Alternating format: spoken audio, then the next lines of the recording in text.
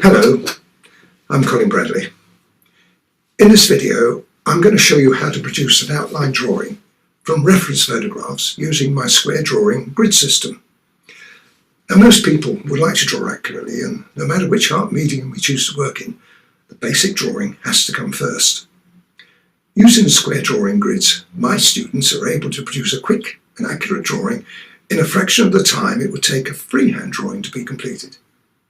So I'm going to show you how to draw 3 very different subjects using the grids, and I'm sure you'll agree that the system takes away the frustration of trying to get it right. So let's get started. Let me show you what's in a square drawing pack. This will be the front cover, and we have full instructions. This is the 1-inch transparent grid. And we have 2 other grids, 1/2-inch grid and a 1/4-inch grid. And I'll show you how we use those in a little while. We also give you 3 paper grids.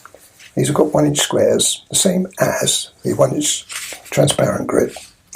And what we suggest you do with these is either have them photocopied at your local photocopy shop, or you can use your computer and you can then have an unlimited supply of them. Finally, we have the trace down graphite carbon. Now this graphite carbon is really, really great, and you'll see how we're going to use that in a moment. This is the first picture we're going to be square drawing. Now to start off with, as I said, we need to cut this into 2. I've already done that here, because we're going to need this as well as the 1-inch grid in a moment. Now, put that to one side, and let's bring back the picture. Now, what we've got to do here, and I would suggest you do this, is you attach this to a board. Now, I've got a very simple one. This is actually in the square drawing, so you could use this one. It's in the backing sheet for the carbon, but something similar. And what we do with that, get some tape over, and take that on. Now, what's most important really is this mustn't move. Once we set this up, it mustn't move at all. So by putting it onto the board, it gives it a little bit more security, and also the 1-inch grid. Now this is where we get a bit tricky, right? Let me come a little closer and I can show you what I mean. Now the idea here is to free the really important details like the eyes, the nose and the mouth. Let's move this up just a touch now. And I'll position that in such a way that I can see one eye clearly. You can't get both in, but that's not bad. If it's in the top half of that, you'll understand what I mean in a moment or two. Just bring it down just a bit more. Now that is just about perfect.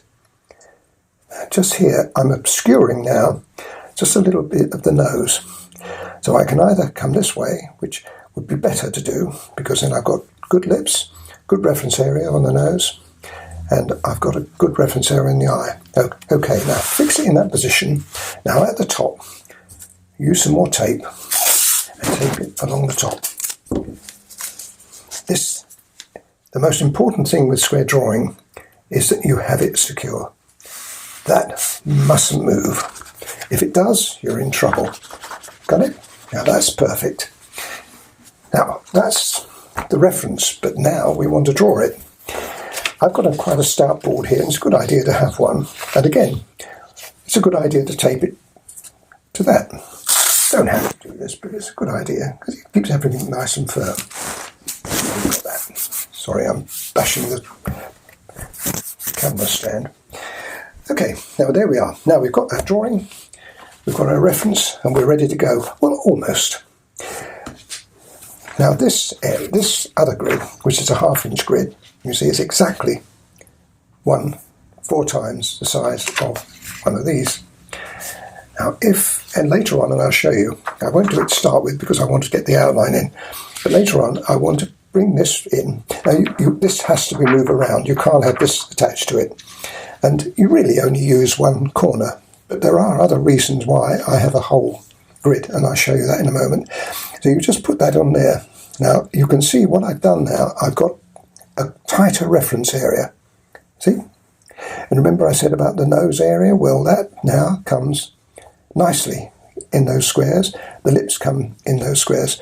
And you do have a little bit of jiggling around, and it's not critical, but it does help, as you will see in a little while. And we'll come back to that in just a tick. But let's get started with the actual drawing. And the first thing I'm going to be doing is drawing the outline of the picture following the grids. You'll notice too that we have here letters and we have numbers. Now the idea of this is you'll never get lost, because if let's say for instance I want to do that I, I've got 5D, 5D. That's where the I goes. Got it? Anyway, let me get started. As I say, I'll start off and talk about this for a little while, and then I'll carry on without narration until I've got the whole of this image in. I'll come away a little bit because otherwise you won't see it all, but I'm sure you'll get the idea of that.